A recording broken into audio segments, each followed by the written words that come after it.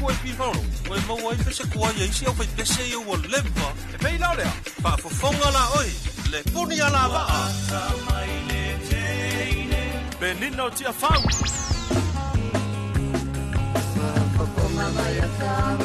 Ai fa fea fa le fatu e nari.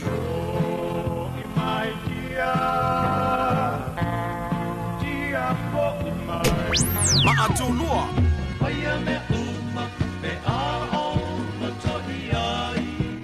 Siaki la pana. Tapu tonta chill.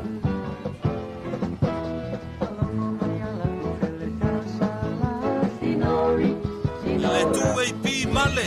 Fai yaso serenaders.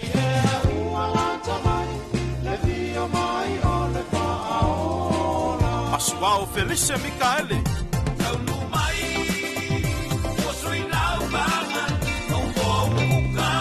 Le matangi mai se sai. Le fufui facciasi o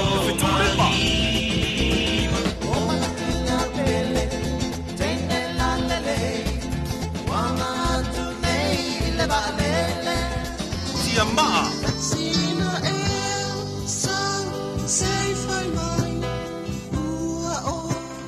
Heavy Tama.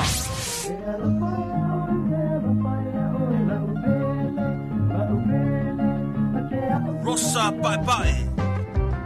e vai le mataofi pe ana fai ai tuma e le avia ini fai nata ai via ai fa Le rosa a. Le faccio tauranga.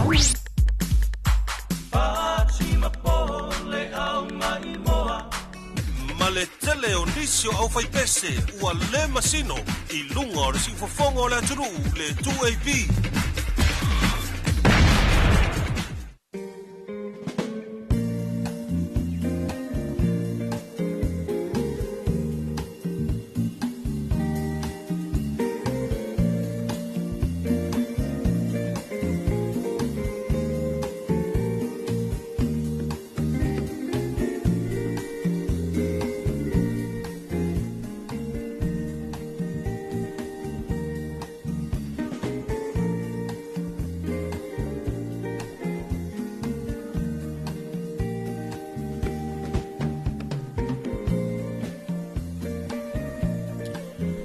O te moa i whantalofa mau whalofa atu i lo tātou antunu o i le nei fo i tu lao le tai au i a misi fo i. Ia o le nei aso fo ma le nei tai au fo no le lofa ma le anga le lei o le tua o mwhai. O na te ina mai eilo o tau soifua lau le lei ia o so mātou wola vai. Ia o na o le alofa whai peo lo tātou tampa au sili le langi le nei vaenga o le tai au fo. Ia, i le aso ngafua le nei, le aso se fulu ma le valu o le nei masina lo na valu o le nei tau sanga le masina o kuso lo afe loa se fulu lima. Ia, vi ia le tua o tatu, iei foi le amatanga o le nei vai aso, ia, meise ai, ia, o le aso foi ia nafi, ia, le aso sampa, ia o le ali tali tonu foi sa mua su tatu faasilinga, ia, au su tatu sa ili faalumanga, ia, awalu tatu wola faatutua, ia awa foi le ulufale ai malu tapua i o le atunuu i so se fata faitaulanga e fia e fa penaona tapua i sula le alofa ma le anga le lei o le tua le lafo i vai aso o tua na iatu ia ona o tiu te mga luenga ai meise ai ia o tiu te foi ia ma fe au foi sa ia ilo tatou atunuu i le lava i aso o tua na iatu le awa tātou iei le nei amatanga fou o le nei vai aso fou o nau tiu te mga luenga o tutofi ei tātou e le tua ea le awa tātou au lia ma le manuia mai le nei aso ngafua ea o nau le lofa o lo tātou tāpa au sili le langi ea ua amatalia foi le o nanga masani ea le tautua foi ma le nanga la wala leo le siufofonga o sa mo le 2AP whapenaona te ito luaina ea la foi por kalame whaanga solo le nei vaenga o le tai au. Pei voi o nei eile nei tai au fou, e o le tātou por kalame o le Talofa Samoa, leo mo mawhai ai o na tātou whiloa i ai po e manua e leo po e mala, ea ono le lofa maleanga le leo le tua. Ea o aina ilu ma talu, e o le tātou aulia mai le nei tai au fou, ia o wasa tau mate o lava le ete, moe lava foi ma manua e sau malai ati ai, ia ona o le anga le lei o le tua, le nei wa tātou malei fua mai ai whanunga le lei, le tātou watunu, ia e mese foi, le wa maua e foi so mātou wola vai vai, ona o le alofa whai pēo le tua. Ia e fia i whatalofa tuai, ia i le mamalu whafonga mai, ma le mamalu mai mo mai o le tātou watunu, ia ona o le nei vaenga o le tai au i le nei fo i asunga fua whatalofa tuai le tātou watunu, mata mai lava i maunga titele se ipa ia se o pitu titi pos maunga iti, ia i taitai o le tātou watunu, ia i taitai o malo, ia mi se fui, taitai o e kalesia, no mafio anga, ia le mamalu alim fai pule, ia mi se fui tupu mantamali o le tātou watunu, fale upolu fai launga, fale tua matausi, tupulanga lanu vaua, fapele malosi o le nuu, ia po tupulanga telvau. Ea, ai me se ai, o le nei vaenga o le tai au. Malore soi fu manuia, tai au manuia i le tātou watunu. Ea, i le nei fu i aso fou, ma le nei tai au fou. Ea, le nei wa tātou au lia mai. Ea, ono le alofa o le tua. Ea, pe au nau fai atu le teimi wasola. Ea, o le aso ai ana nafi le sa. Ea, pe fu i ona ulu fale ai le tātou watunu, i manu tapu ai. Ea, ono le anga le lei fai pea o le tātou tapa au sili le langi. Le awa tātou au lia mai eile ni asu fou, ma le ni tai au fou. Fia i whatalofa i so se tasi o rom fai ona whaafonga mai, mafuta mai, e ai le tātou polkalame le nei vaenga o le tai au, ma lo le soi fo manuia, vi ia le tua. A me se fo i whatalofa, i upolu nei, po tumo nei, i le mamalu whaafonga mai o le tātou atunu i pa anga masani, ia me se foi o la tou ia o malei fo mai foi o no nga luenga o le nei asu malo lava se fo manuia ia le moteli sa la fai ia tai au manuia ia ina i puleono i pa anga masani foi ia le tatu wala leo ia me se foi o le malo le atunu ia polu manono ma polima ia ma futa mai foi le nei vaenga o le tai au malo se fo manuia ia i le nei vaenga o le tai au so se tafo le lalo langi o lo mafuta mai ai ia mai mo mai elu tātou watunu o lo ta api i tu e fio le lalo langi marka lope ia ma lor soi fu manuia tai au manuia vi ia le tua ia le po tātou e mantua ia o matafo iana usu le to tele ngā luenga mise la vai la tu e amate le fitu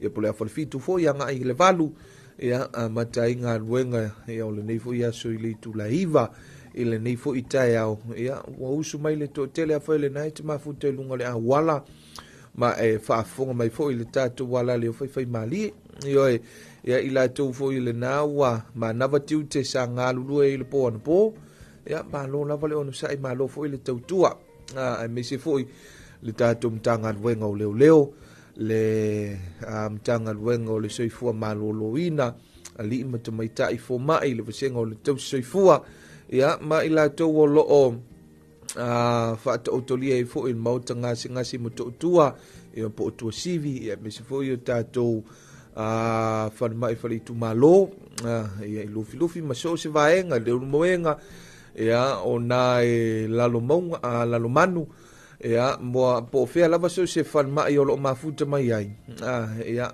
pauar mātou te talo ia te talo i le tua ia whapena ona to e tu lai ma avel moenga fa foi sia le malosi ia wa foi le fa wa wina e o tiu te foi ma tofi wa tofi eta tu le tua ia fa malo foi lo no sai skula ti ma le po pe foi no fa atu ia wa te ina mai foi lo to so fu ala le ia ona foi la to foi tiu te le po na po ele fa ngo fia la to te mi fa ngalwenga ia me se foi la to nanga ia male tiu te fui o lofa pe nao na tautua i na i so o se vaenga mantua leo fai mo tātou ia mawalunga i pere vi ingo le tua ia i la tau fui le nao a whimalanga i motu e lua ia o le anga i mai fui tu mua nei ma le anga i atu le pule ono ia i le kapiteni ma lana au vaa pulenga fui ma le au whainga ruenga le company vaa le tātou watunu le tautua ino le mamalu o Samoa wha amalo le onu sai wau te teltonu le waru malanga o le ono ia to i titau nur malanga o le ono ia po le vausu ia whanga solo fo la tiu te masani ia i le sunga le kapteni malana au vaa le vaenga o le company vaa Samoa ia mai se foi le vaenga o le Samoa Port Authority ia po o le tātou vaenga foi le pulengo wafu mataulanga whamalo le onu sai ia o tumu foi vaenga whapena mai se la tau o le sa fai ungo le vai aso le motu tele ia na fo wo usu mai ngā ruenga le nei aso ia ona whaalave foi ia po o ni asi singa ia le sa ngai e toi foi le motu tele ia pe ngai mai foi tumo nei ia le nau toi foi ia i ainga ia matiu te foi ma mata ngā ruenga le nei aso whamaloa le onu sai ma no foi le tauatai ma le tausi ainga le lei ia wae le whaingofia foi la tau pito la au ia ona lava foi o le anga nuu masani ma le anga i whanua le i tātou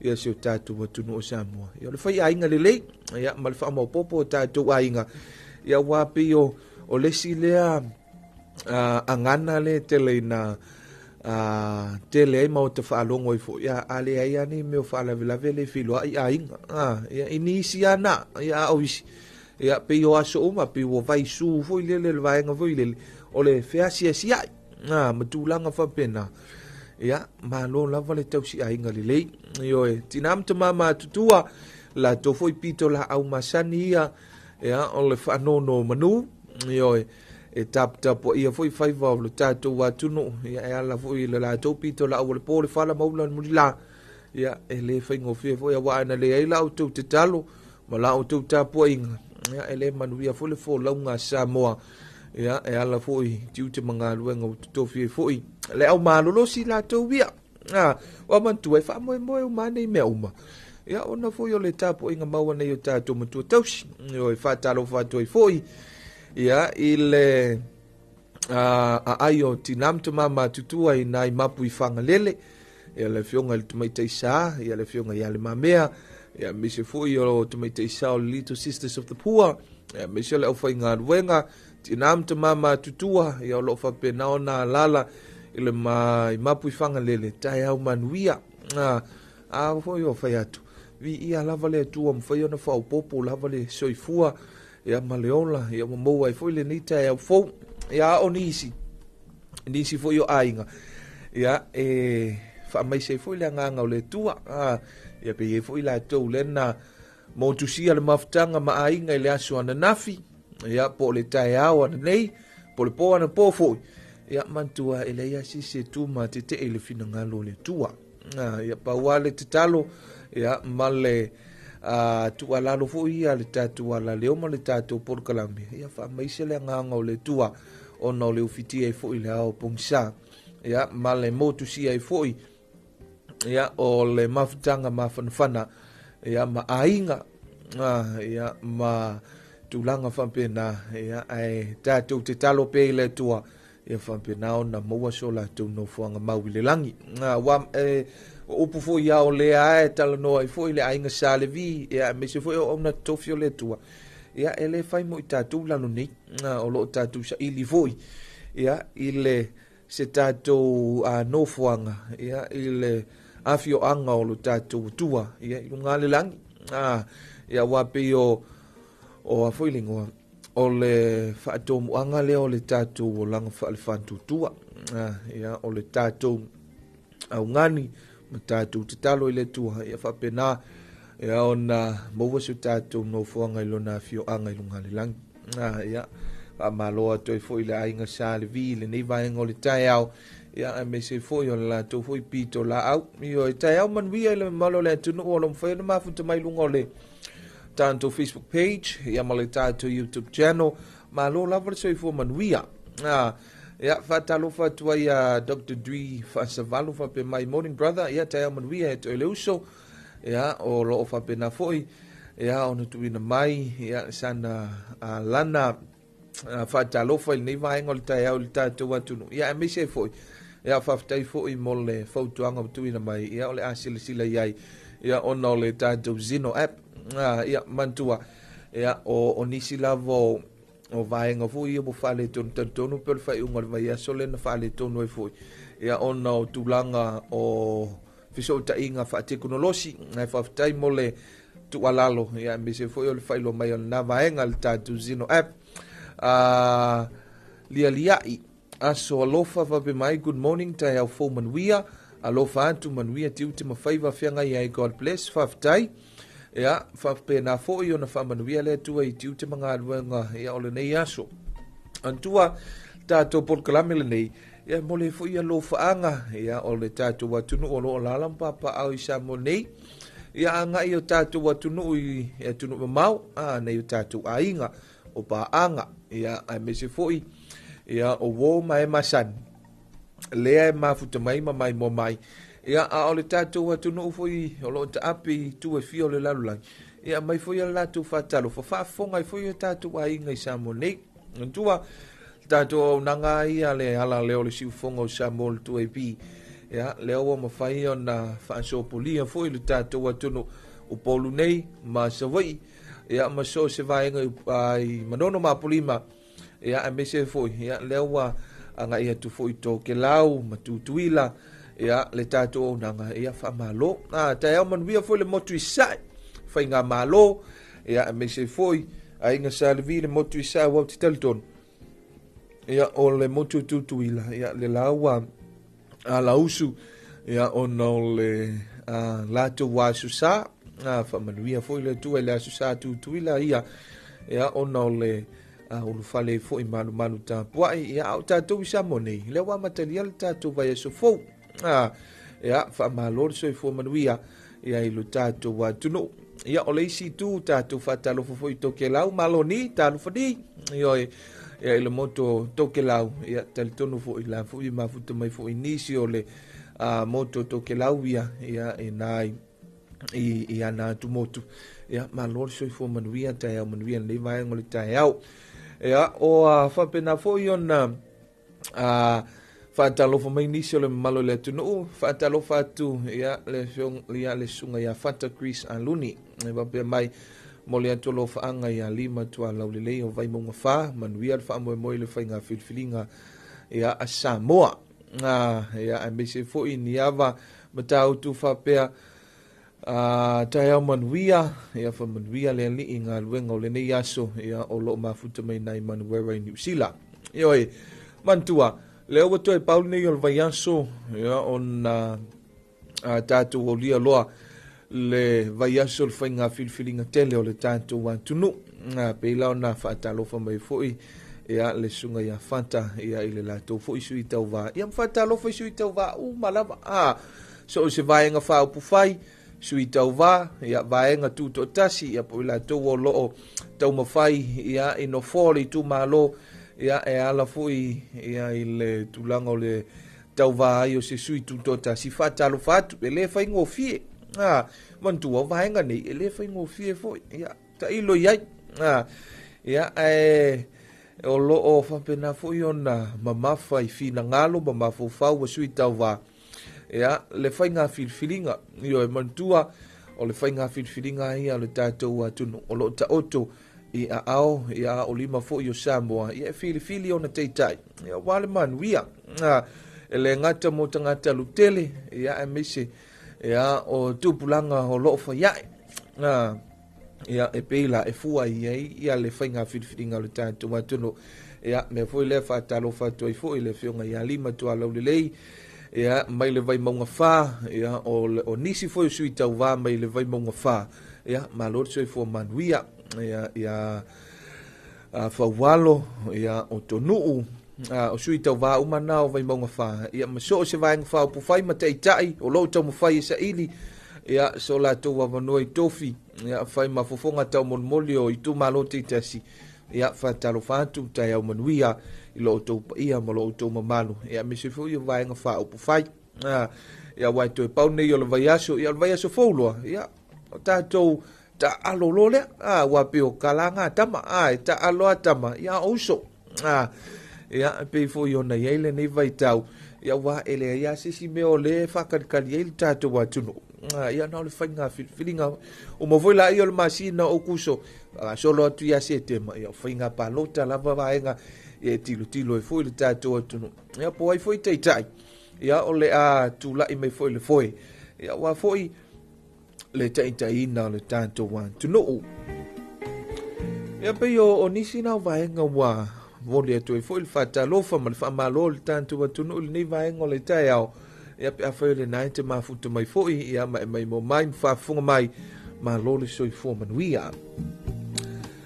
Ma ea le tatou whaafifianga le nei ia ona so o lola ia mo tatou talafo ona o lewa te 2 minute on tale o le fitu o tatou talafo me le vaenga talafo ia ala wala leo le siufonga o Samoa le 2AP. Lo moenga i le papa ia mai le au fai pese a le one high school choir ia ma le whaafifianga nei le vaenga le tae o maea whaafonga le tatou atunuu ia tatou talafo.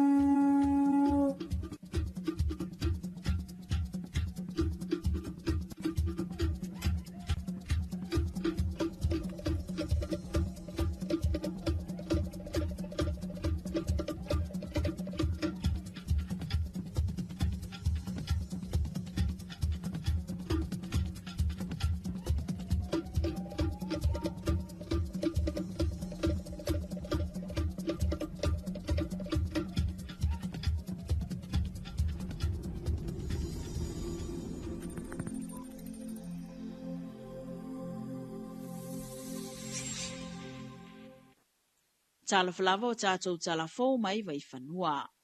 O le atinu uwein so o yalo. O loa venei o ia ma minisi tātou siol whaala tonga ma pisinisi tūma o tele malo. O ia foi o le minisi tāo le matanga luenga o pisinisi ala manuia maleipa. O le whaipule mautino o le pāle mene ua iai nei. Ina ua le ai sana whainga pālota. E tolu sui tau vasa whaaulo la tau suafa. E tau vama le fionga le atinu u. O le sui tau wā le vaenga wha upu whai e pui puia ia ati tau o tangata.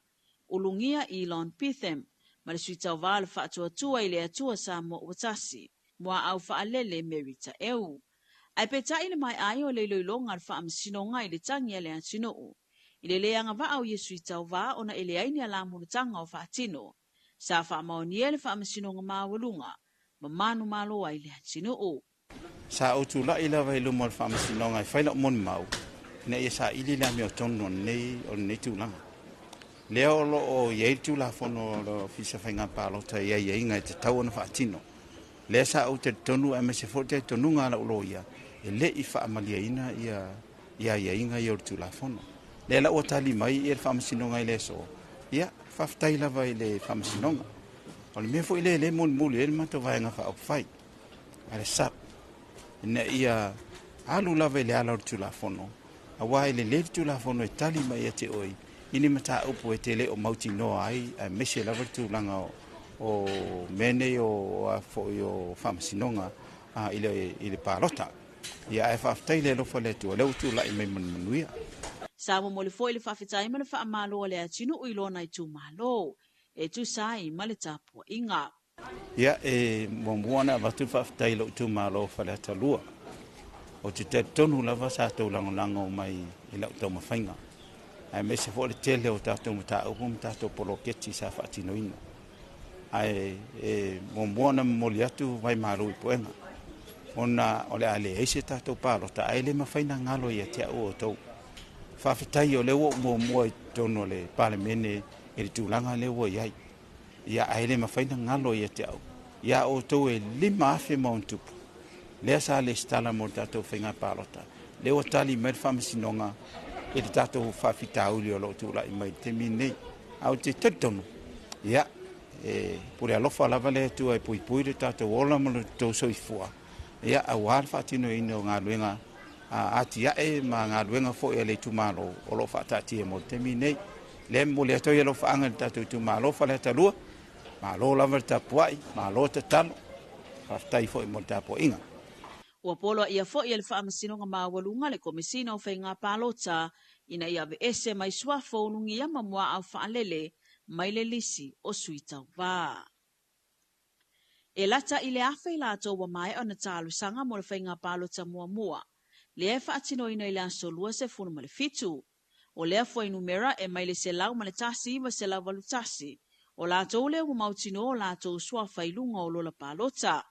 O le aso tōna ina tāpuni ai ia wanoa resi talai. La tau e pālota mo le pālota mua. E au fiai la tau e eia a fianga tūmau le soifua. O tina matama mātutua po le au penisione. Whape ai ma la tau lo tau sia tangata mātutua ma tangata e eia a fianga tūmau le soifua. Whaatase ai ma la tau e whai ngā luenga I le aso le whai ngā pālota. Na tā ua le komisino whai ngā pālota to le afoa tu ia Felolo Alexander John Stanley o le vaiaso le nei o le a whaatino ai loa o onga mo le au whai pālota o le wha masani I masini o le a wha o ngaina I le aso o le whai ngā pālota. E se lau walu se fulu onu le a wha I o suita o vau bo wha maunia ma loa I o la tau suafo le a tā mumo e mo le whai ngā pālota o lunga nei. E se lau walu se fulu iwa suita o vasa restala. E peta e tasi le tu malo I le ai se pālota o le tu malo whale atalua. Ona ua le anga wa ain si sui e to o lua sa restala.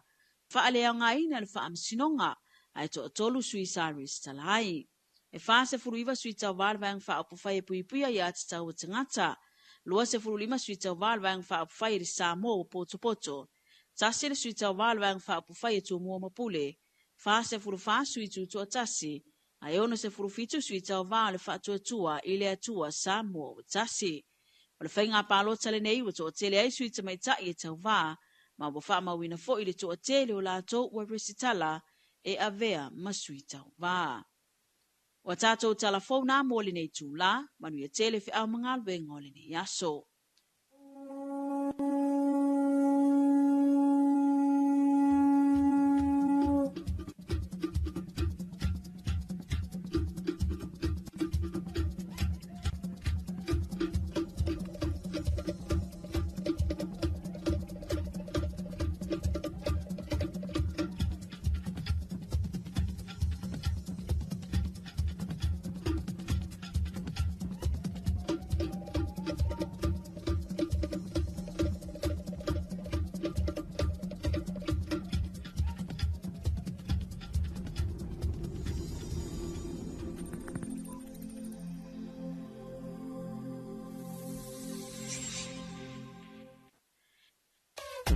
Le wala leo numero tasi Samoa. 2AB le si ufofongo Samoa. Vala au mai le vaenga le marketi. Mo sau wha lau iloa e fia whaia i se tau wha amali loto. Maua le wha mama avenga. Mo oe malau bisinisi. Ua so ai Samoa. Amerika Samoa, toke lau, male lalolangi atoa. Iana la leo a mo 5 fao. Fa mo iwa tasi tesi male tasi. Iwa lua tesi male tasi. Male tasi o fitu tesi male fa. Vala au nei loa i le telefoni. Valu wha lua ono tasi fitu. Ma wha fesili mo le vaenga o wha lau iloa. 2AB le si ufofongo Samoa. Numero tasi.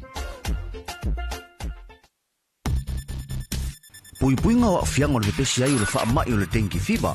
Ia matua wha atamai no whanga uma e tautu ufua mana no whai namu. Wha amamala pisi mau tauta i ta whawhale. O na ole nei vai tau o timonga. Ua vai ai le tele o vai vai toa. Pauta avale maisi me whai tino e toa ai le sua vai. Ia matua wha amamala vaenga uma nei. Ina ia tau fia ile pe peso le dengue fever i le atunuu. Tātou ngā lulu e whaatasi, mo se Samoa maroloina. Mo nisi whaamatalaga, whaapso tae mtanga ruenga le soifua maroloina. Telefoni ono varutasi o.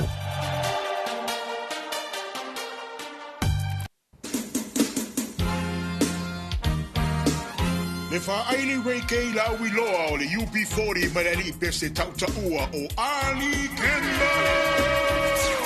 Lea ua sauni malaka mai Samoa, mo le natu whaafia fianga. I le aso tolu se fulu maletasi Januari lua, felua se fulu male ono. Whaia lea le Avia Park. A wina mai e le company o le agency 43. Se kone seti musika i lena o mam, dad. Ai au fia i fo i mafua le maftanga a mam ma dad. Ha? Se o ka maiki? Oi? Maka nei lau kalena, mafuafua mamao ma le UP40 ma Ali Kembo. I le Avia Park. Januari tolu se fulu maletasi lua, felua ono.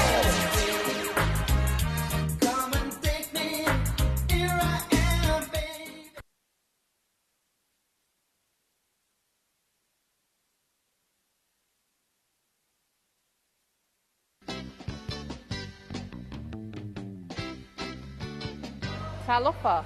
E whawhila ia tu le malo tas o whaatau mala e fwy pulokal nei tai au. O whaatasia tu nei le maketi fungale, whalau loa ino au nanga nupi wha. Malo se fwti na, wa mai nei tai au. Oka, shine mai lo box. Le manuia whaftai, box, oi. O le e whasa salama ko whanga le box. Where's your game Fenway Salam 0252 sau noa? For voluntary contribution nupi wha. E tu salava whamonyanga e anga wa aile tangata lo whenga luenga. Ia ma oi. Oi se whaftai sisi. Le mana whaalongo lau au nanga nanu pi wha ai o tele ialu lava ia siasi ai ma whaatala noa. A o lea lawa manino mata le vai. E a o walolo e whaila ristala. Matua le tonu tina whetala. E a mata ai. So, kaisi. Mula ristala nupi wha, pain patinoi nei tas ofise a pia masanlonga. E na alo pe whanau lava mana o mia e au noa masitu songa.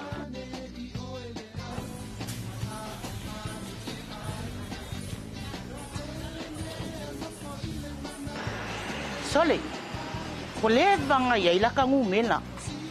Au ke le go lopo ia sa paleng ka nupi fa. E ala nga kulanga. E mawhai ang whaangala ngumela kuai e kongkong i mela sa whanga. Masiaki la mawaenga pe wakao nga sui. Oh, ma ia singa fa manga. O ke lowa ka ka nga sui la mawaenga. Awa ko pole. E tu sa leia whamyanga lo mawe oile fai sa whanga tu sa noa. Ma le sui lo whainga luenga. Mawal pasene, mawhaina whaina loan. Ai mai se whamyanga moe maliliu. Papo nesi pe a retire. Oi se fa fekai. Se i koe su e mai la umela nupi fa. Se i ke ua le lima afele wa maua.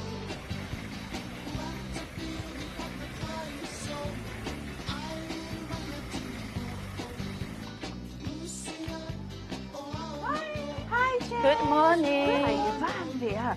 Mo na restala le apan nupi fa le. Le siaki le pale ni. Uso. O mana o restala e pokalan panga solang nupi pale na patsami na may nisi pa itsay. E fapepe on na siaki la pale ni no telefon. Ba ai ui. E ai le mato o on na ngai mafai e o na siaki la pale. Ia. Sila foi ui. Fai ngofi e ia. E mafai o na siaki e la pale. Tala isa fanga mo ilato o hitai. Oh. Tala sangai no nga tupelaiti. Ia. Ia sia o nanga. O le whai ngofi e o le airplane nupi wha. Ioi, oe le whai whaiva, le whai whatsoanga, le whai la fumanu, ma wha atau so o se mea sau lima I so o se makesi. Ua ma whai nei o na ere sala, a vea oe ma sui whai sau whanga tu sau noa nupifa, e au noa ma se tsong, resi tala nei loa, ma teo se vaenga o au tupe maua, ma o lou lumanai manvia. Se makesi, ua ma whai nei o na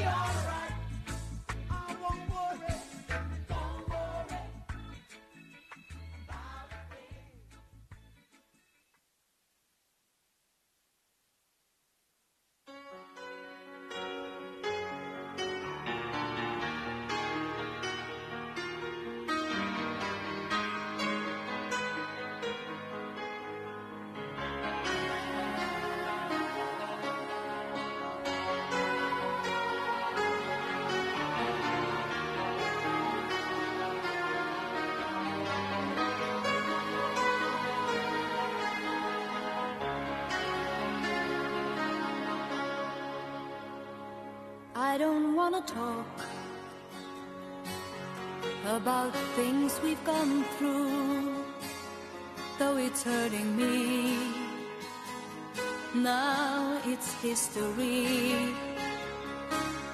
I played all my cards, and that's what you've done too. Nothing more to say, no more race to play. The winner takes it all, the loser standing small. beside the victory. That's her destiny. I was in your arms, thinking I belonged there. I figured it made sense, building me a fence, building me a home, thinking I'd be strong there. But I was a fool, laying by the rules. The gods make wrong with ice, their minds as cold as ice. And someone way down here loses someone dear. The winner takes it all, the loser has to fall. It's simple and it's plain. Why should I complain? But tell me, does she kiss like I used to kiss you? Does it feel the same when she calls your name? Somewhere deep inside, you must know I miss you. But what can I say? Rules must be obeyed. The judges will decide, the likes of me are mine. Spectators of the show always stay alone. The game is on again, a lover or a friend, a big thing or a small, the winner takes it all. I don't want to talk if it makes you feel sad, and I understand you've come to shake my hand. I apologize if it makes you feel bad, seeing me so tense, no self-confidence. But you see, the winner takes it all.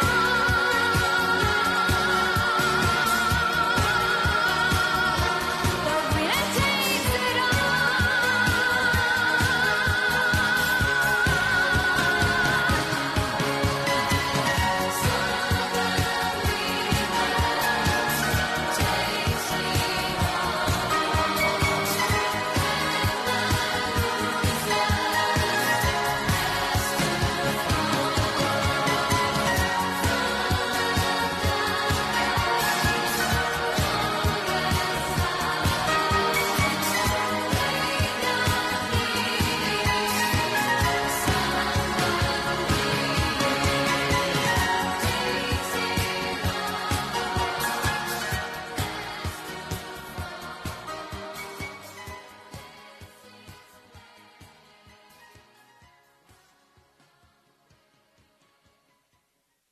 O le whiwa o pona iwi, o se whaamai e pipisi wa a whia ai Samoa. O se whaamai e ta atele atu nu ua mawhanawhana le tau, e pei o Samoa, ma isi atu motu o le Pasifika. A whai e ue le namu le tangata ua maua i le nei whaamai. E ma whai e le namu lea o na toi ue isi tangata, ma a whia ai le whiwa o pona iwi.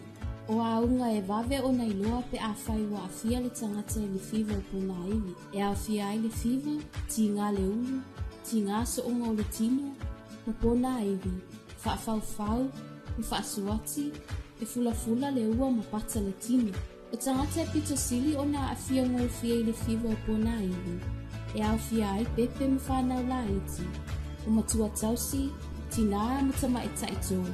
Whaapea fōi ma tangata i ai ngase tū mau. E onga tele a whianga o tangata wa a whia, pe atuai o na whaito ma whitinga. E ono a vea ma mafua anga e mali wai. Whautuanga mai matanga ienga i soifua ma lulu.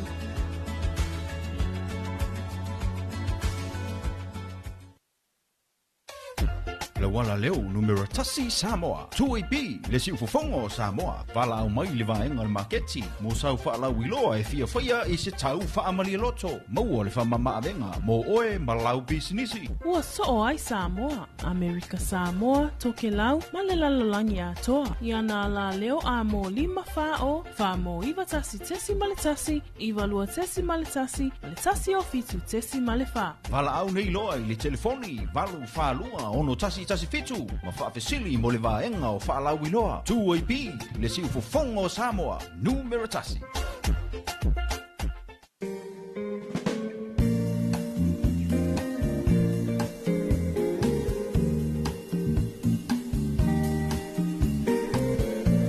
Nisi o tātou whansalalonga whampisi nisi, me se fo musika whaamwhiwhianga sui whewhiloi o le ni fo i vaenga o le tai au. Tau tō fwoi malau nanga lau ala leo si ufonga o Samoa le tue bi whampena. Ona tai tō lua ina male mamalu whafunga mai o le tātou atunu i le ni fo i vaenga o le tai au. Ea whantalo whantu ia i le ni fo i tai au fōpea whai le nafoto a maua mai a tātou whansalalonga. Ia me se fo i Ea o le usu mai e o le tōtele ea wala mateli o le nei vai asu i tiuti mga luenga ea me so le nei aso nga fua le nei se fulu male valu ea o au kuso lo afe lua se fulu lima mai a whafunga fuero tātou a tunu i le huluai whasala lawina ea o a tātou tala fau pe o na sauniam tāpeneina tu fantasia fufunga i nātu ia ele vaenga o telefon ia po le sunga o le tamaitai ia matha tau mata whaavai o le vaenga o telefon ia wafo i le whaafonga mai o le tātou atunu ia e mwhaiona e toi whaafonga ia le tu la e valu ia i lona toi whansalawina i le nei vaenga o le tai au pia whai ia e tele i maua tātou telefon i lona ulua i whansalawina le na mai a whansalawina tu le tu lai fitu ia ia tal tununga wa tele na usule to tele ni vaenga le tai au ia mafuta mai foi ia le mamalo le tunu lungo le a wala ia amatalia foi le tiute malpito la au masani al mtanga wenga leo ia fa pui ma leona to fuataina ia il nei foi vaenga o le tai au fa malo so fo manuia ia malo foi le tawata i maleusu ai o le to tele tiute manga wenga pe ia na no tawal te mi usola pa wa vaenga i tuli mata ia le tātou atunu i le niva i aso ia pe fo ele na whaafonga i le tātou atunu ia male whai unga lava i aso ia male la fo i vai aso o tuana i atu ia o tawunu manga ia o whamsinonga i wha te tau i le palota ia wa pe o vaenga ia le tuli mai ia le tātou atunu ia o whea loa a tatia i foi tūlanga whanga solo whainga whilwhilinga lo tātou atunu.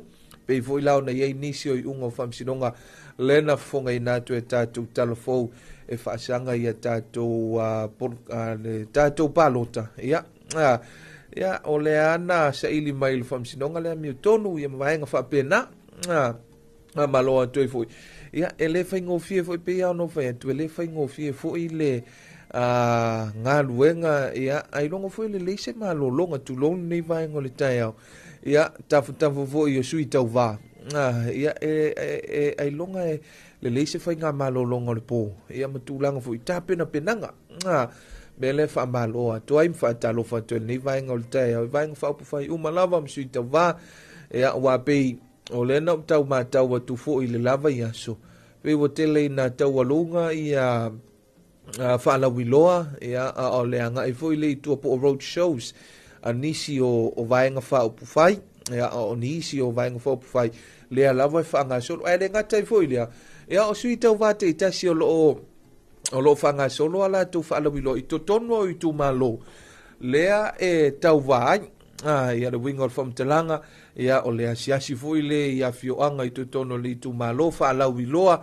o ani vaenga ia o a foi ni poloketi polokalame ia pe a fai tusi aole le tu malo i le sui tau vale o le a fai i ailona o le anga nue man tuo ia o tofinga fateitai e le fai ngofie foi ia e mafau e fetala i foi lele ia le mafau ma le fina ngalo ia po le ale manuia e le ngate i totono o le tu malo ia o le manuia lau tele vai lo tutu sai le manuia o tangata uma ia i le teimi foi e tulaʻi mai ai le nofoa ia mafai foi mafofoga tau molimoli i teimi usuia ai le fonutaga le palemene ia polifono faitulafono o le atunu ua o fai pule ia pei o latou ia o le a talanoina tulafono tau faaofi o teuteuga o tulafono ia o ani poloketi o le a talanoa ai le itu o le soifua malōlōina ia o le vaega o le atinaina o le tamaoaiga o le atunu ia o le itu tauaʻoaʻoga ia e mese foi o le vaifafo ma le tatou atunu faiga paaga faavao malo ia ai mese foi o tulaga ia mafai ai lava ona fesoasoani mai isi atunu i te tele i lo tatou atunu pei o vaega na e silasila ai foi lea taʻitaʻi o le tatou atunu ia pe a faapea o lau filifiliga ia o le taʻitaʻi lea e te finagalo e tulaʻi mai le foi ia a le itu malo mantua ia peia o le masani ai foʻi lele le agana o lenei vaitau ia o lou palota na o oe lava ma le toeina le sisila ia i tonu o le booth le foʻi lele ia po le potu palota ia e fai ai lau filifiliga e sisila ai foʻi ia faataʻitaʻiga ia po ia ua kaloaku akilokilo ia o pai ma lafai ia o simi masiaki e fai laʻi ala te filifiliga foi lele po o ai o le aavi ai le filifiliga mantua e taoto i le finagalo o le tatou atunu ia le faiga filifiliga mo teitaʻi ia auā le manuia o tupulaga o aso nei ia mese foi o tupulaga o taeao ia faamalo atu ai foʻi lenei vaega o le taeao ae mese ai foʻi ia o le faafoga mai o le tatou atunu o nisi vaega o loo tele na tulituli ma tuʻituʻi foʻi ia le tatou vaega o talofou ae mese foʻi o le fia faafofoga mai ai o le tatou atunu po o fela waaga i ai ia le vevela o le faamaʻi o le fiva o pona ivi manatua o lea ua toe faaauau ia le tapunia o aʻoga i lenei foʻi vai aso pei o lena iai le feiloaʻiga le afioga i le tamaitaʻi palemia tausi afioga fia me naomi mataafa ia i tulaga foʻi lele feiloaʻiga ma tuistala ia ma faailoa manino ai foʻi le faiʻuga o loo iai le kapeneta tausi o loo tulaʻi mai foʻi le foi lenei taimi ia le toe faauau o le tapunia o aʻoga mantua o le toʻatele o i latou lea pei e afia ma maʻumau soifua tulou le faafoga mai o le atunu ia o nai fanau mantua o nai fanau laiti ia o le fatoa develop foʻi lele po le fatoa tuputupu aʻe ia vaega o autau po immune system tauia faapalani faapena ia po o autau o lou tino e tetee atua i faamaʻi ia e mese foʻi o le puipuiga o le soifua malōlōina o le tagata ia o nei fanau la o le fatoa amata ia tulaga o immune system tulou lava le faafoga mai a le atunu faapena ona tetee atua i faamaʻi faapenei ia ae o le fautuaga le o mai i le faatonu lagolago o le tatou matagaluega o le soifua malōlōina le fioga e tagaloa faapea mai o loi o onga o le whamaai, e le lei lava le sa ili fofo ia mawai se whalemai o loa tāne, mo se fo mai. Ia, tu lau fu i tawhatafa o tatu taulasia Samoa, e le whaaleanga ina, fu i le lato pito la au, ma le lato fu inga luenga. Ia e moni whaftai le lato fiso soani, o le tu i lava ia le mtanga luenga. O loi o onga o le whamai, le leile wawisa ili o se vai fofo ia o se fale mai foi o la tani ia awale ta mai titi ia po le tangata foi wa afia e mantua o ngase ia tele na mo me ia tatou li poti mai le vai ngo tana fo ia o lo o afia uma tangata uma ele fa pea na o le fana witi ia e o e fai foi ona saule namu tu lo fa fonga mai le tunu uka ika ko lo ko ule o sa le anga le na o le fa mai le fe avia ia le ea ia pe droplets foi lele se vanga foi lele kakale ia tu lo fa fonga mai le tu ona pa ui foi le si ama alwa tu lima pa ia il vaenga na una mo wala le ai e fe avia ia le namu ia ona foi unga foi le vai asu ia po le asu foi le foi no fai lo mai foi le commission o tangata finga wenga malo po le pisa si le asu fa mama mantu le asu to na ilena ia ila so fa mama po le clean up day Samoa atoa lena fa ilo manino ile fionga ile tumaita i palemia tausi ia le so fa mama le mo Samoa atoa ele ngata i ainga ia o fale fainga luenga ia me se foi tonu ofisa ia ma mtanga wenga fala putonga le malo le o le fai ngona le vai aso ia sa poto mai foi ia lo mato foi mtanga wenga ia le mtanga wenga ofiso te ingam fam talanga teknologi ia ile mato ofisa nei ia po nei foi pensula le ana na fai foi ia le fa mala to ia ile fai ungol na vai aso ia ma tam fai foi le tinei vai nga lo tau tu fu ma fan wele na mutu lo nei taiau nga awa pe e fia foi le na mule ia ta voi i vai toa ma vai nga e ma fai ona tau tu fu ele na mutu lo ia vai nga foi o la pisi ia o pa uta vale ia o pe o hipu mea ai o po vai nga foi fai ona toa ai le sua vai o inale fa le mai ele fo tuanga le ale mtanga luenga o le soifo manono ina e te tauna fa mama vaenga na ia ai mesi foi o vaenga pongi sai tono le fale ele ngatala o fafo ia o lumama matua mauta o mauta malawa ia o te tonu foi o mauta malawa i vaenga pongi sai foi e te tau na fa mama pe fana ia i vaenga foi o vaila au tu lole fa funga le tunu o vaenga na te ona sila to ai fo ia lo tanto wantuno ia matamu fai tu iti ai ia le pepese io le fivo pona ivi le wa fia le tato wantuno mai mantua Elena o Samoa le wa ma wo fo inisio tanto tala mai late of ava malo ni sila matala mai le Pacifica lo wa ye le case tonga wa ye fo le case Nauru ia o tutuila fo ila wa ye le si case lo to fa longo ia pe o lena yele tanto fansalonga le malemtanga luenga le soifo maloloina o atu nu e mafana fana le tau le fi le namu le e fe alua ai le mati e la le namu ia i mantua e ye lava na tu romea ia male soifuanga vo le o iniseti ia ma meola ma vaenga fa pena tu lo le nei tai o le namu le fa me fi e ta fao vale le au ia ai malo lo po ia ta ilo ia mantua fa atu o na tu ro me ia male soifuanga fo yo le tu ai ngana lo no vinga fa pe ka ker ba kulo i fa fo male ofisa mal tanto po tu fa salon ia ala fer wa i fo mo ka ai fo nga akan wa ku ai lo ka i ka ko ma wai ia ole po fa me ele fer wa ele na mu ia ese lava tu ai nga me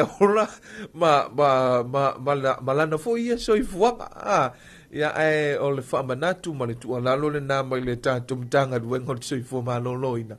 Tau tua nā vaenga ia a whaamamafa ia i le whaamama, ia matamu whai e tinei a le whaamai lea, ia leo wa mautino mai fui whaamau maunga e to ono i la tau, ia po le whanau fui wa mau soifua. Ona o le fiva o pona ivi. Ia fui le situ alalo le na mai i le fionga i Tangaloa, o lo tula i me foi le foi vai le tatum tanga le vengo sui fo malolo ina fa pe mai ia e inisi o cases foi na isi fa now ia o pe overdose ia pe o over le fuala au foi le tino le tamaititi ia le lava mantua ia i lava fiso so ani mua e tau na mata ituina tatou matua ia mata tou foi o leva ai nei fa now e o lo yo o nga tau lona va visa ili se forma o ye o lo te mana tua ye le si fa tala no anga fo el tato por klami ia male fionga ia papali i ulungia doctor Tito Kamu ia fa pe mai o fa mai fo le nei e sila ia le ia ali mo te mai ta informa ai e fua le vai le tino le tangata ia po le tamai titi ia o inae pe popole e fo ilele ia ali mata mai tai fo mai ia wa femele fa mai le over fo ile vai ia butinga ina ai titi fo ile vai butinga ina lo no vinga e ia le fua fa tau fo ile le vai e sila ia le matanga luenga so fo malolo ina ai mai se la vai e ali mata mai tai fo mai o vaenga na la tau te sila fia ia maua o ina i fo i la tau ia wa fo i le tali tua i fa mai ia matulanga e ave yele fe so ani mo na yalo mo fa nau ia o nei tai au pe ona fai atu ia o le whaamanatu ma le tua lalo tātou talanoa tātou whaasoa i fui vatu i fui so mātou vai ia wa mantua ia lea o ia le matapia le manaia ua na o se tua lalo ia ma se tātālongo fo i tu ina atu le malo le atunu tātou te ngalulu e whaatasi mantua ia o tele o suru e mawaifi ngota ia o le tele fo i o lima e mamai se avenga upu masani lavana ia ona o tātou o le atunu ue a inga uma tangata uma ia o vaenga na e tātou te tilo watu fo i so mātou vai mai so tau fina ngalo tātou te ngalulu e whaatasi ai ia a wā fo i ia le fiso so ani mona ialo ma whanau ia ma le tātou atunu ia tinei ale nei whamai lea ua whaamawina i ua mau iso i fua ia ma leola ma mamotu vave i fo i le mafutanga i le ngata i matua ma whanau ia ma e pele ia ma e au mai ma tulanga whapena ia teime le wati lea ua to e lua se fulu minute ia ona tale o le ituna e malu tātou talitonu foi se sino whawhiwhianga le niva engole te ao tātou wolpo kalame ia o pese fulu whatulanga ina ia po le top 10 ia alau wala leo le siu fongo sa mo le tu e pi whawhiwhianga mua mea liu tunai ma le pese o se mafuanga te tau ia whatalofa tuai ia ile niva engole te ao ile tātou watunu ia pe awhai ia ua mafuta ma faa fofonga mai foi ia ile tātou podkalame le nei vaenga o le tai ao.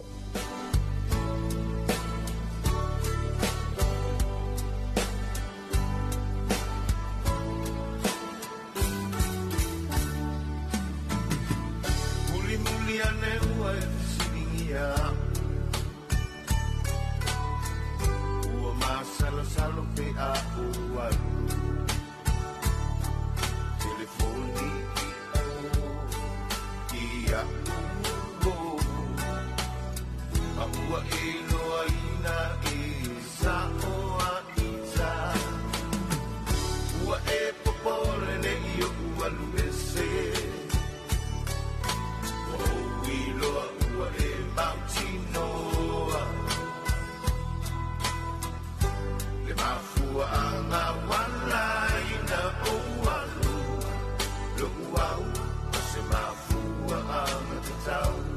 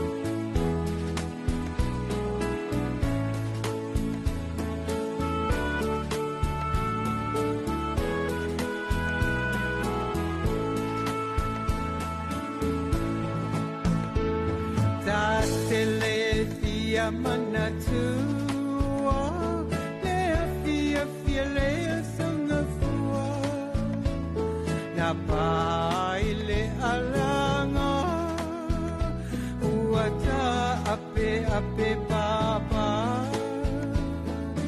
uata fea ole tau mofe uanga solo o vine ula ua faano ano maloto e ua momo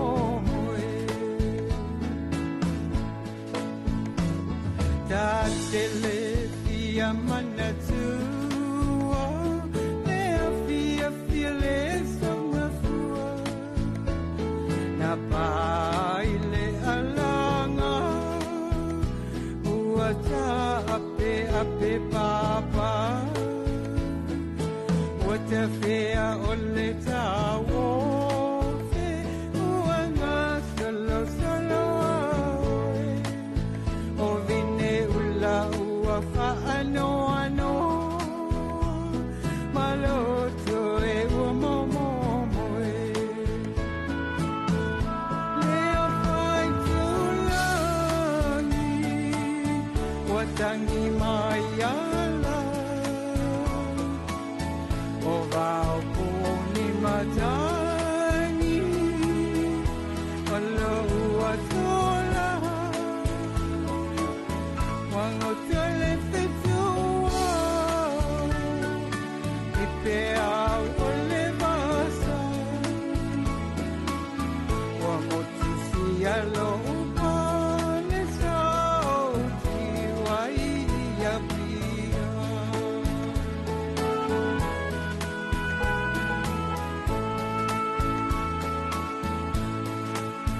Ole fesili ole atu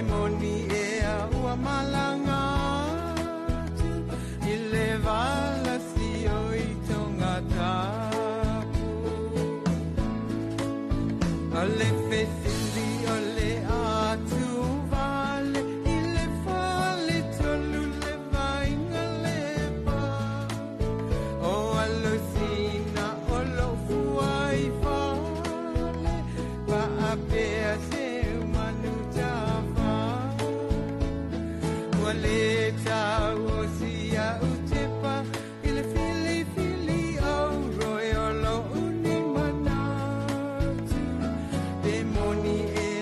malanga ile vala si otongata Talofa ina watangi mayala o vao puni matani walo uasola wango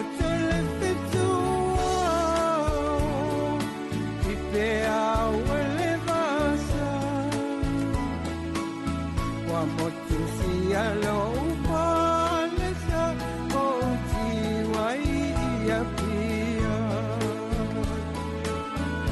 Lea fai tulani watangi mayala o vao puni matani alo uasola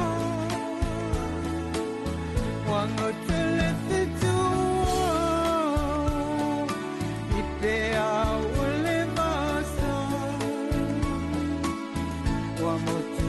Alo upalesa o tiwai ya pia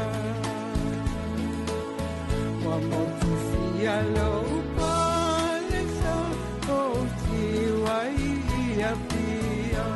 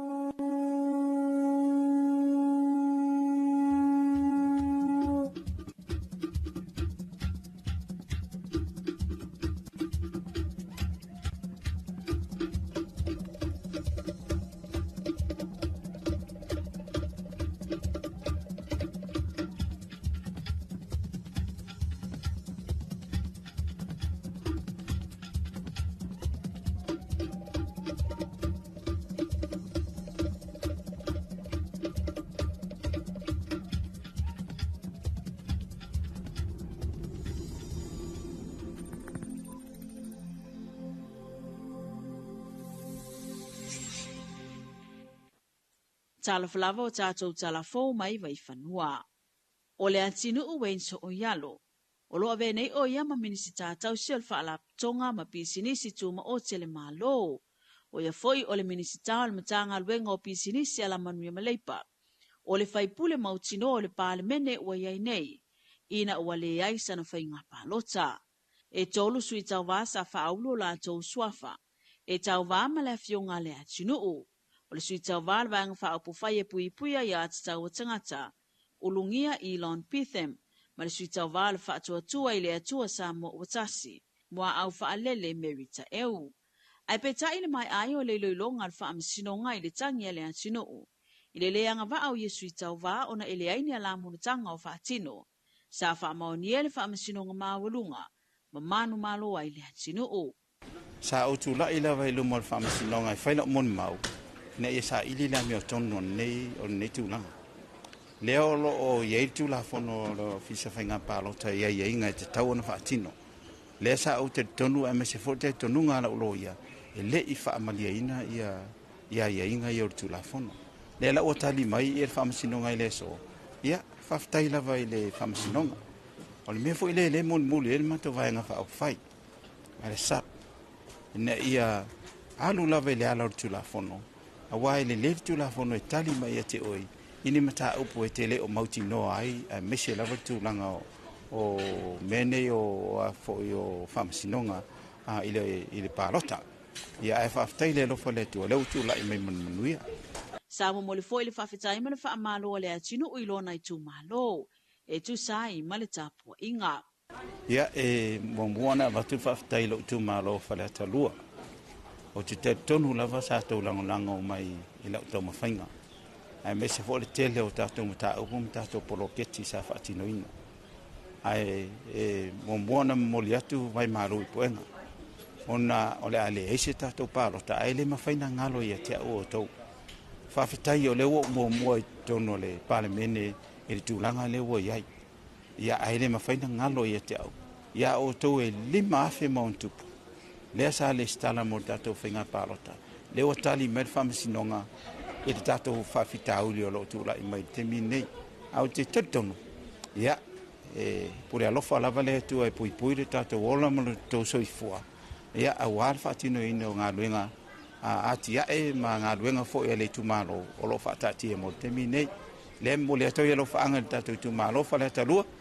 Ma lo lava le tapuai, ma lo te talo. Whaftai fo e mo tapo inga. Ua polo ia fo ia le whaamasinonga mawalunga le komisina o whainga pālota ina ia ve ese mai suafo nungi ama mua au whaalele mai le lisi o suitau wā. E lata i le awhi la toa mai o na tālu sanga mo le whainga pālota mua. Le e whaatino ina i le asolua se funu ma le fitu. O lea fo numera e mai le se lau ma le tasi iwa se lau walu tasi. O la tau lea mautino o la tau suafa i lunga o lola pālota. O le aso tō nai ne tāpuni ai ia wanoa i resi talai. La tau e pālota mo le pālota mua. E au fiai la tau e eia a fianga tūmau o le soifua. O tina mata mātutua po le au pensione. Whapeai ma la tau o lo tau sia tangata mātutua ma tangata e eia a fianga tūmau o le soifua.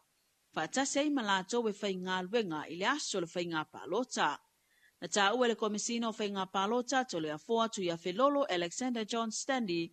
O le vaiaso le nei o le a whaatino ai loa o onga mo le au whai pālota o le wha masani i masini o le a wha o ngaina i le aso o le whai ngā pālota. E se lau walu se fulu ono le a wha i o suita o vau bo wha maonia ma loa i o la tau suafo le a tāmu mo e mo le whai ngā pālota o lunga nei. E se lau walu se fulu iwa suita o vasa restala. E peta e tasi le tu malo le ai se pālota o le tu malo whale atalua. Ona ua le anga wa ai se sui e to o lua sa restala. Wha le anga ina le wha amsinonga ai to o tolu sui sa restala ai. E wha se fulu iwa suita o val vang wha apu whai e pui pui ai atita o tangata. Lua se fulu lima suita o val vang wha apu whai e Samoa o poto poto. Tasi le suita o val vang wha apu whai e tu mua mapule. Wha se fulu wha suitu tu o tasi. Ai ono se fulu fitu suita o val wha tua ile atua Samoa o tasi. O le whainga pālota le nei wato o tele ai suita mai tai e tau wā. Ma bo wha mawina fo i le to o tele o lato ua resitala e avea ma suita o wā. Wa tātou talafona mo le nei tūla, manu ia tele fi au mga luenga o le nei aso.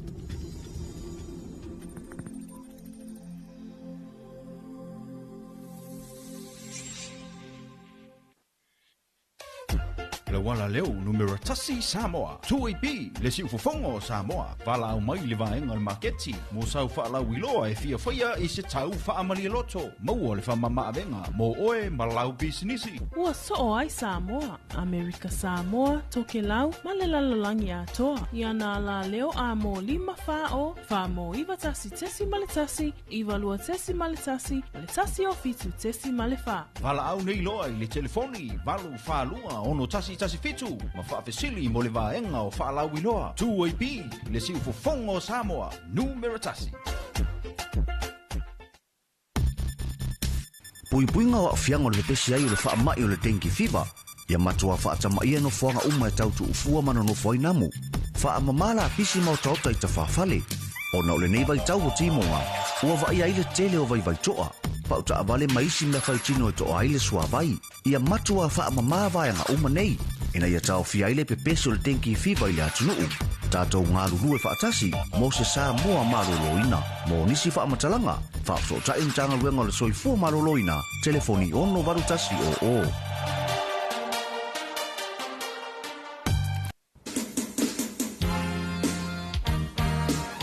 Le whaaili wei kei laui loa o le UB40 marani pese tauta ua o Ali Kemba. Lea ua sauni malaka mai Samoa, mona natu whaafia fianga. I le aso tolu se fulu maletasi Januari lua, fe lua se fulu maleono. Whaia lea i le Avia Park, a wina mai e le company o le Agency 43. Se kone seti musika i le na o mam, dad. Ai au fia i fo i mafua le mafutanga ma dad. Ha? Se o ka maiki? Oi? Maka nei lau kalena, mafuafua mamao ma le UP40 ma Ali Kembo. I le Avia Park, Januari tolu se fulu maletasi lua, fe lua hono.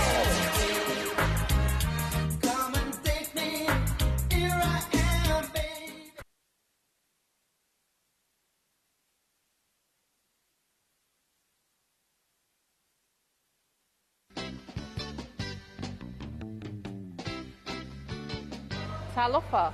E whawhila ia tu le malo tas o whaatau mal e fwy pulokal nei tai au. O whaatasia tu nei le maketi fungale, whalau loa ino au nanga nupi wha.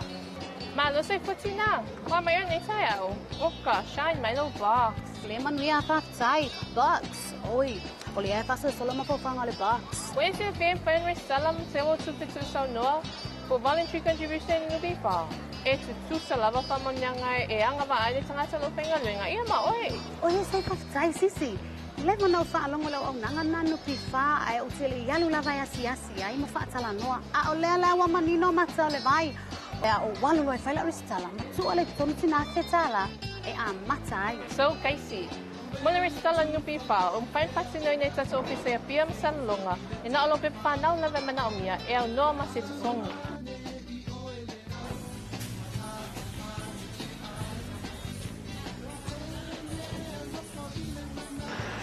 Sole, ko le vanga ia ila ka ngumela. Au ke le ko lopo ia sa paling kan bi fa. Ya lan nga kulanga. E mawhai ang whaangala ngumela kuai e kongkong i melang sa whanga. Masaki lang mawaenga pe wakao nga sui. Oh, nga ia singa fa manga. Okay, lo wa ka nga sui la mawaenga. Awai ko pole. E tu sa leia famyanga lo mawe oile fa sa whanga tu sa noa. Male sui lo whainga wenga. Mawal pasene, mawhaina whaina loan. Ai mai se famyanga moe maliliu. Papo desi pe a retire. Oi se fa fekai. Se i koe su e mai la ngumela nupi fa. Se i ke ua le lima afele wa maua.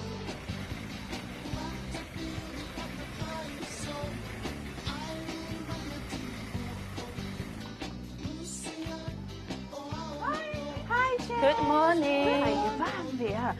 O mana e restala le apa no fifale. Le siaki le pale ni. Uso. O mana o restala e pokalanga sola no pipale na patsami na mai nisi pai tsai. E papepe ona jakila pale ni no telefone. Ba ai ui. E ai le macho o nanga mafai e ona siaki le pale. Ia. Sila foi ui. Fai ngo fi e e mafai ona siaki e le pale. Tala isa fanga mo ila tso o vintai. Tala sanga i mga tupelai. Ia sia o nanga. O le fai ngo fi e le apple no pifa. Ioi. O le fai va. Le fai patsoanga. Le fai la fumanu. Bufa atau so o se mesa o mai so se makes. Ua mawhai nei o na eres tala. A vea oe masui fai sau panga tu sau noa no pifa. E au noa masit song. Resi tala nei loa. Mateu se vaenga o au tupe maua. Mo lou lumana i manvia.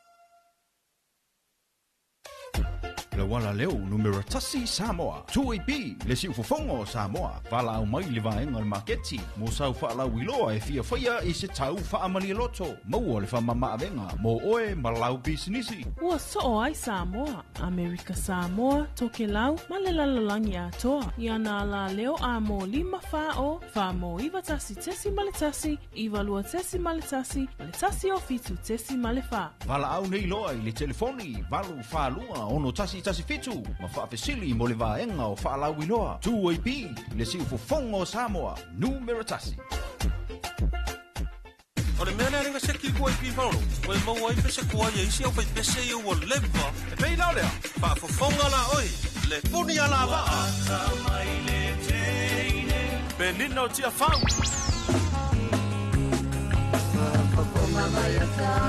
Ai whaafefea whale whatu e nari.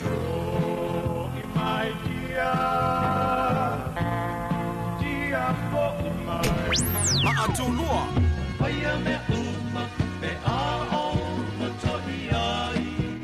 Siaki la bana. Topwood on the drill.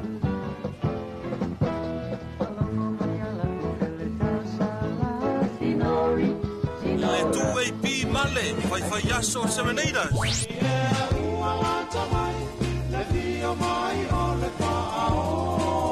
Asuao Felice Micaele.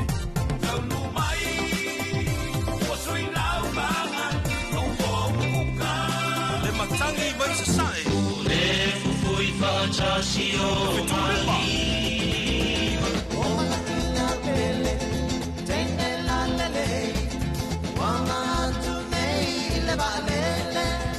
Tia maa.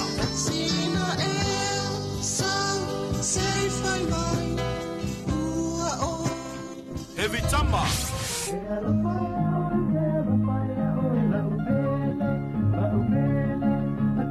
Rosa bye bye. E vai vai le mata ofi pe ana fai ai tu ma e le avia in fai mata ai via via ai fa ba Le rosa ha ile factor tawang. Pachima pole au mai moa. Male tele o nisio au fai pese ua le masino i lunga o si fofongo le tru le 2AP.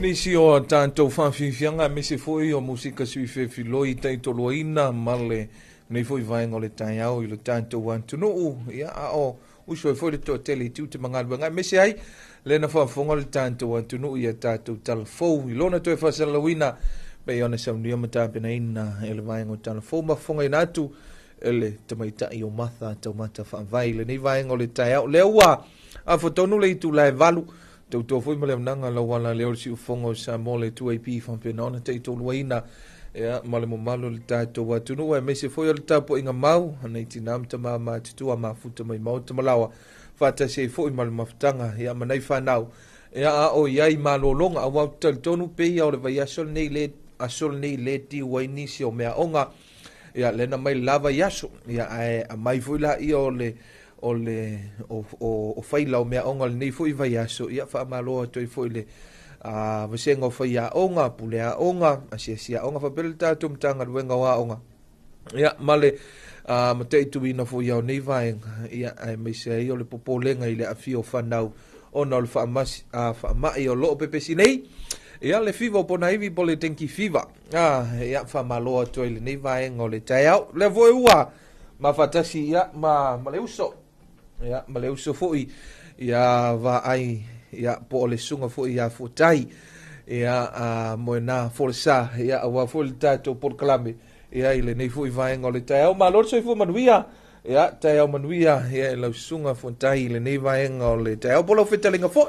O lo tam fai mai le tatu i tu malo le vati te le ea ma le sami. Ia ma le fongai le ele. Ia tai au manuia na meti soi ai. Ia va Talofa tu ia tuina de tai au pe e ile mele tupu. Na mata ta no tai au ku so lenga sa pe ia le usa se ya ne. O te le lopo i fotai le. Oi. Le na mata mo yo fotia le fotai. Oi, ia, fa malulu atu fotia. Fa Talofa tu ile fa fonga mau ta tu tinu me so ila to ia lo fa pena una mafuta mai lungo le tele ia wa foi le ngai mai ngā ruenga mātau nei vai aso ia le utato i la songa fua ia o le foi fa wau ia tūlanga o le tapuni ai pe o aonga o na o whae tenga o le wha ama ili nei whiwa pona iwi o le shira vanga a toi nua pe o le tātou te le wha ama i o le whiwa pona iwi a toi whalongolongo atu i le vai aso te nei le whailo inga fo i le a tu stala ma le vanga le soifo maloloina le fo isa angi ngai tātou telefon mai vai whanua i le si wha mai fo le tātou tunu le vai fo le wha ingo ino le whiwa whai ai ea o le fo i le fo linga mai sai i le si tanga tol tātou tunu le na whi ai ia o ua e ta ua vaenga ni ia male honga fo i o ni wha mai wa a whi ai le tātou wantunu ia fai alofa i fo'i le mtanga luenga o le soi fo malo luina. Ia e mese fo'i ia o alim tamai tai fo mai. O lo fa pena a fua tu ai fo'i pe o nisi ia o faru penga na ia alim tamai tai fo mai. O le tau fao le ola maleoti. Pe o la tu le o ngatu tonu o vaenga ni. Ia pe manuia la tu tong fitinga. Ia e fa moi o ma vaenga ni. Ia ile au mamana o le tua. Wai le ise malosi le ise sira fia. Ia ai fa moe uma i le mamana o le tua ai fa pena ona fiso soani le la tonga luenga. Ia o lo o tau mawhai. Ia wa foi ia nei fa mai.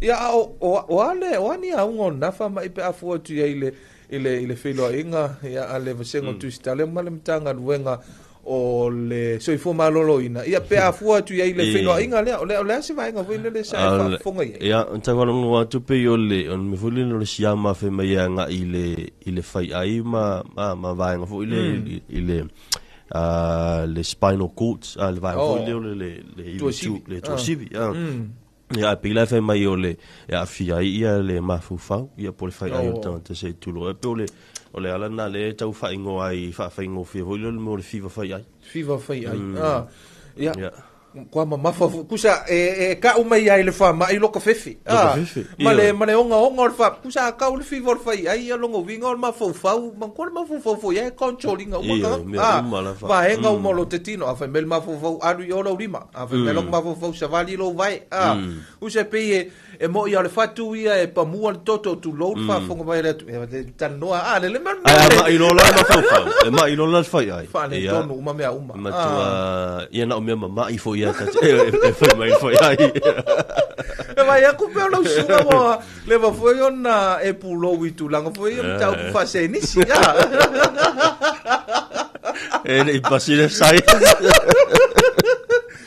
ole nei vai aso ia male tau tu foi le tanto o mera kwa mali o ka ku o se lo a mata ona la lata le vai va ia o tulanga foi le lo tato o kwal vaenga fainga palota man tol fainga filfinga o tanto watu le o man faitau masina faitau vai aso lo faitau aso vai aso fo ia pe o vaenga ia lewa telena fasasanga o mai fa pe atu no lo lan ia mise foi ia ona yo tanto uso tua o ia tu moto al Pacifica va pe ia o fainga filfilinga Samoa wai le la tu lai mai wai foi ita yo la tu lai mai o vaenga na o lo futa pisa e foi nei vai tau mal nei vai aso ia ai me se lava o le e tu le foi ia le lua ita mai tai le sa filfilia ve mo palmi ta mai le ta sila fiva se la uno lua vol ko kasi ka ko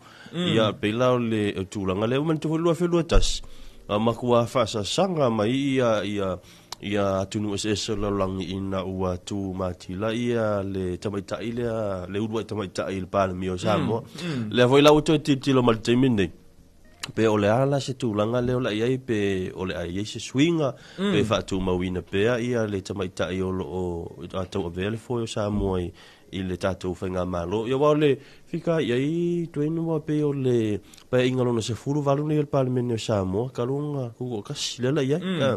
Ia pai ingalo na se furu fitu le sa umatu nei. Ia ae, te ilola le isi mele tupu nei. Tu sau lea e alalanga fia to telefoi le tuwaina o mai panota. Aila le vaenga foi le o lai ua matua amata ona matua ngatete ale fa kamu funga ile skala. Awai umaroa ia solo mai lo ko nga ia ka fio le me la walu mai la ikis e velar ka o le makua esa oi makua I mafui e ala me ana ku ai wala ilua fe e mo foi le sala tu pe ale tangata ele palota ai paule vai nga pe afa pe e mfai e ona faumonia lo le pa ole mai o pepo faumonia awa o lo mai ia po lo tinga ina foi le fan mai wele mfai na esau ia po lo le to tono le tuno usa le te out of the country po le malanga pe malanga e baila pepo faumonia foi e faumonia lo ma o e ke I paroka o mafuanga te tau ele afaina ia ila to foi le wa se tulo le wa maliliu ia au le o palota ila to foi le wa maliliu ono ni fa la fa fosei te tala mal fa lo ono le pina pe mos fa tainga vai asolo intene na ina fa la te vale le maliliu nis ila to lana ia u te loe mane to foi o la wa matu ia ma fa ilo atu ia ile tatu pa fo fiso fenga palota I tūlanga fo leo la tō lola. Ia. Ia pe o vaenga na ngā lulu e whātasi ai le office o whainga pālota ma numera whama mawina al tātou atunu.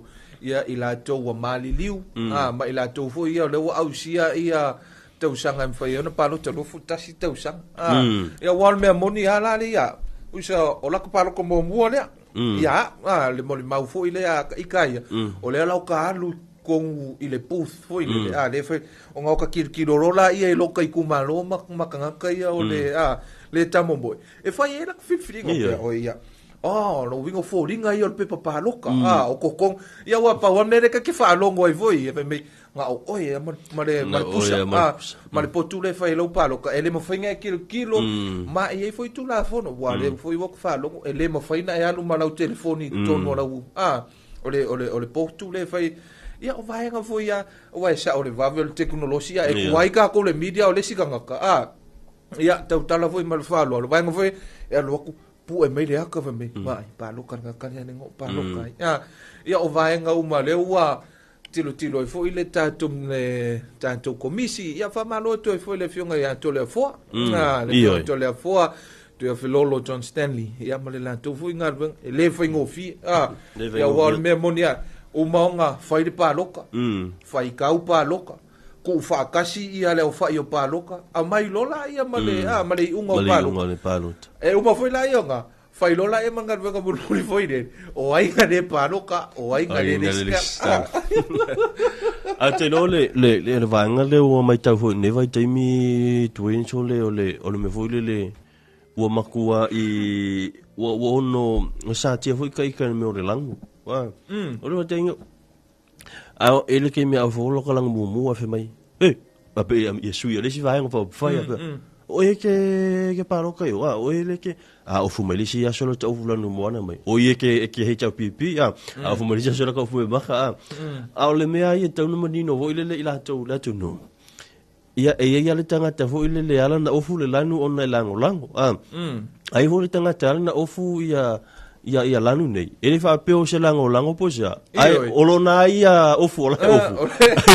ele ai ma sona ma fa ngi me fa pe al melei la me asi ko inge mama ofu nga lango la ofu mai ala waiter joines usa ore mali nga ka ko kulo ele ke mi ia usa pe wa mai ka wi lango ia tu ta por fa lo i vai va pe pusa wo ke ya de wo kala sa pusa pe o le lulu e sa le valo ia ke fe me e vai lo wal bifo ya e lo wal bifo lang mo ya lo nga le tu lo ta fo le van fo pu fai le fast ma le HRPP ia ma vai nga ia fa me vai lo sa va ani lo ona ka ofu ona ka lo ku api ki mai I would say sa o ka se so ia awa paula le me fai ola ka ru lo su fa pikuang sa ka ufunga le fa rainbow lo Pero kung nga ufunga le moanga mu le amaka sama-sama o kalala ala ya lam se fa yo mai kai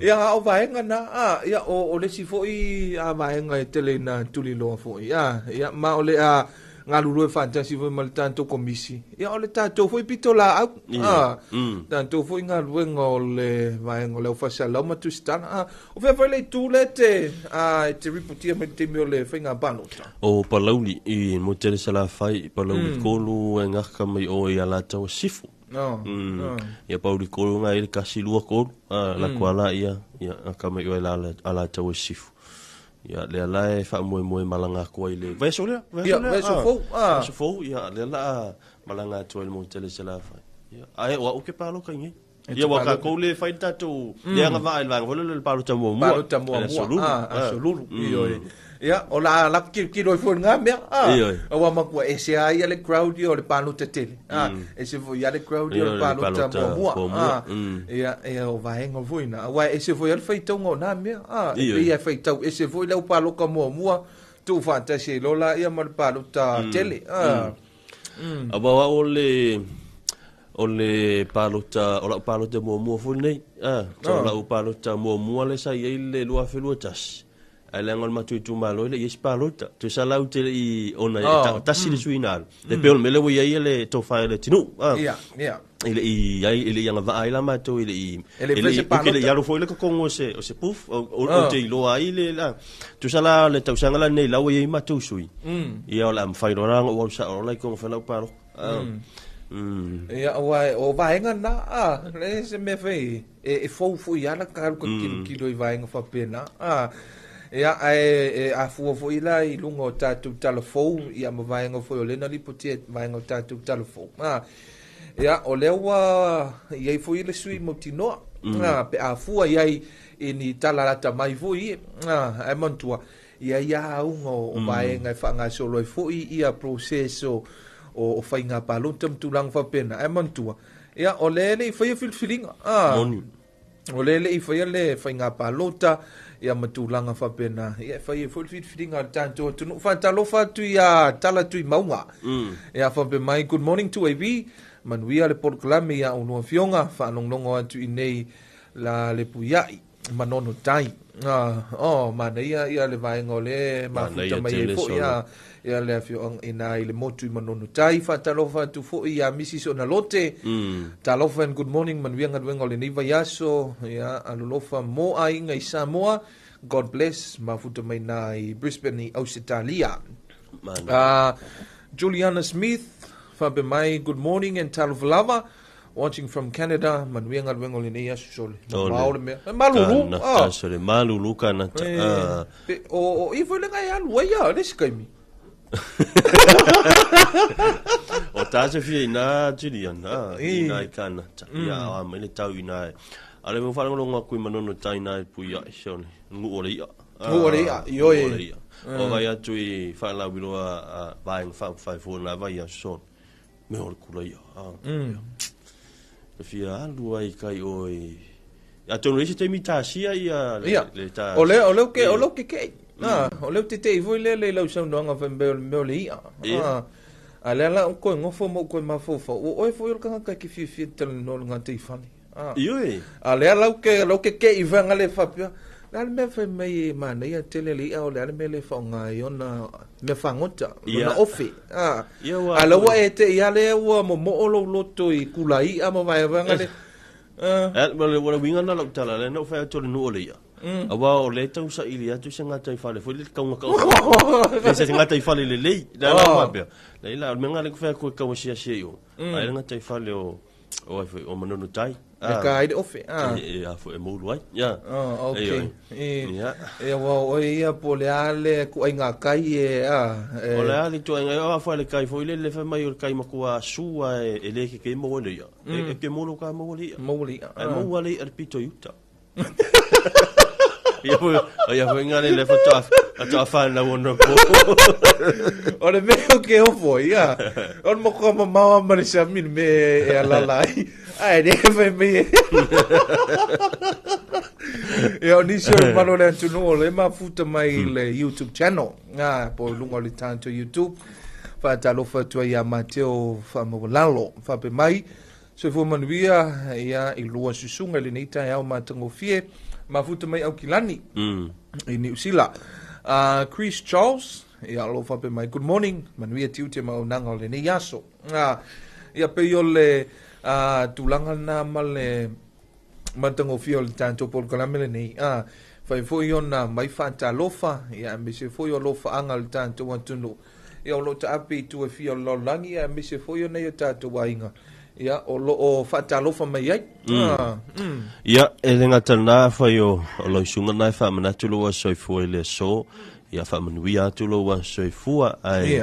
O le ata tala no atu o le ama tala tatu le ina lo tas falu o lua pe fa ia so ni alo fa anga o sia so fua pe sia fa na. Ia po sia fa to fo I pe ona ia tu fa singa fa puipunga.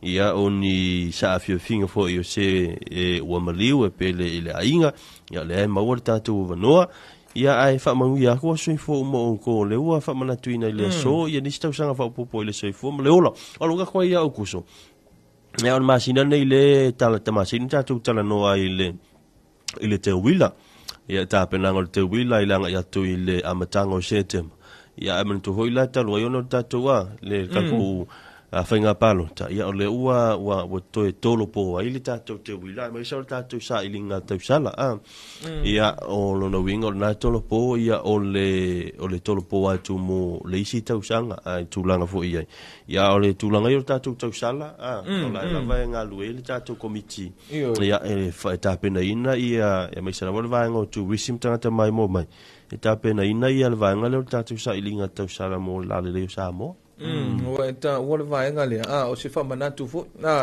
mantua ye fo ia le vai ngo fo ye ia tu nisi melele ai nisi melele ia o le mafuanga te tau fo ile o tolo po il tato te wila ni tau sanga ai o le o tu watu I tu ai pe masino november ia al fai ungo ki topa ia ile masino november le fai ile sa ilinga tau sala le tato watu no le vo tau mata watu lunga le tanto upinga te whailangi po longo foi o le social media le wate tala le wanoa muta mai tai fia tau wā ia ile pale foi leo le tau sala o Samoa wa mantua ia sa ili se sui o Samoa a wale tau vanga tele o le sa ilinga o le tau sala o le Pasifika tua le waso so o tau sanga e lua o tau ave Samoa le pane ia le tamaita ia moe moana ia sa fanto o shrinky le foi le tau ave le tamaita ia lo ia le timini ia li tara ia Allen ia fantalofa toi foi ile pulenga mle fenga vengo ta fama mo mai fafo ia ile nei foi vaenga o le tai au ia malato foi nga duenga o le market ia tu no fafo o le matango fie mo le lanu lau avo Samoa mana ia io le tato fama male na foi le foi un vai aso fua tu foi tele oni si por kalame ia mal fama na tol vaenga o le STA o le lapisi ia o le foi enta te maua ia ma tau foi mal fa nono vaenga foi o le uma ona faise tau singa tono le tavali tu lo ni tau ia ai kongi mai faf ia o le nala pisi e mfai ona to ai le vai ia e le matango fie foi sila ia malua tu lo le namu le fia ve ia fa mai le fana wa lo tonu ina o le tulanga na we vai e so tanga uma mea uma ia ile mai le nala pisi Alonga, ole sa ole na e ta urvanga le mo la pisfo le la fo yo lo la fo ka vale. Ole afia nga vo le lo ona tanga ta fo isa vale. Ia kalala aku ia le mai se apa foi le apa inu ia o ta fai nai ale ole na ia ole afia i foi o sio mangala ko ia wa mene o le pepa a fa ta inga wa isi foi le umalo fa se tau sa minga po se fa se lunch ia a fa le lunch talingalu ia mo ke ole le aku ole le sami ia ole afia ngala ia e pepe ai la ma ia wa man ko foi le pepa ole fili numero tasino la me ia va ola wa ke la me ia no vinga sa ngi la me yo so tonu ia ona pe fo le na la me ia wa ia fa pena fo i meo fingunta me fa pena ia fa le tonu ia mu ma no vai ke le ole afia ia ai a fa fo i ona e la va le isi fo i ma fo i le tu lo wa le fa fonga la tunu i mene yo la pisi wa le utatu tal no i la pisi ono o le fivo ponga i ke la ngai mo fo le wa le ufa ya kungi va ia ka ko pa uta vale na e ave ese la ngai to le swa vai ia mo fo le ta sial me fa pa uta vale so sonu to sala le wa o mo fa ona ta fo mai la fa fita uli o le namu i le me no fo le namu le o to fa tu pule fa fita o le fa le angol e ale ya ki manga vai o me ala to ye fa yo le ave a tan okay tanu le ia ina ia mafai ona pui mai ai vai ngau mai ia mana ia le fa manatu mana i fa manatu ile male tu ala no fo ile tanto antu no i vai ngai ia le tu fo ma fan fana wele na ia me se la voi pa ta vale ia ma ole na fo ina fa fo ma le tanto antu no i se tasi fo yo le iso ia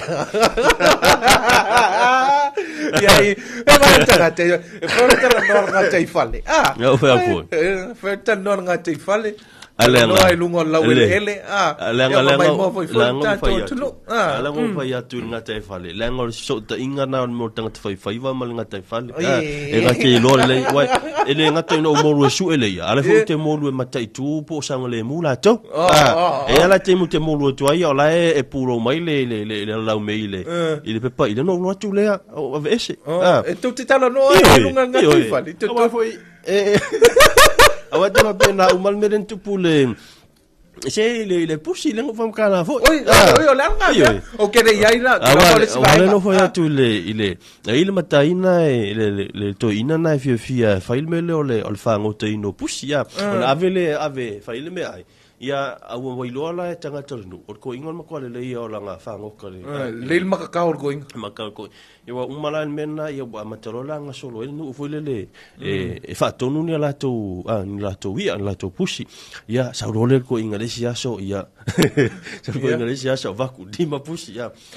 taulia ma wale le tu pertoina ia aso mo fa mena to ina no le alungia ai la so na lo tu lo to ina mo te il to ina fa mo lo se va mo lo tu la lo ai fa lo to wala au mai le tanga le tu po busi ma dole le wo lo le nga fo ya sa we ko ma ya sa o le ma ya vai ma ko wa lo fa ke le ki o langa o ele sia ma ko customer masania customer masang ya auto pole man ko fa penga o ma ka ko ai alu so se fa le o lo te ya ke la ko mo se ti scan mo sa ma ven ala pongis ela ko ko inga wa ila fa ma ven ale al mate yo push ma vai ai to sau na lo sau e tu ta fanga e wala mai pe fia push te mana ai e va ko mal ko push e fia la push ke ma mai fia ma mi ka push ma wa e se fu ya ku ma ka push vai ole ya o mai push fa ma so nga se fu o kingo le lenga o ko inga ya fa penale le sau le sia man tu lai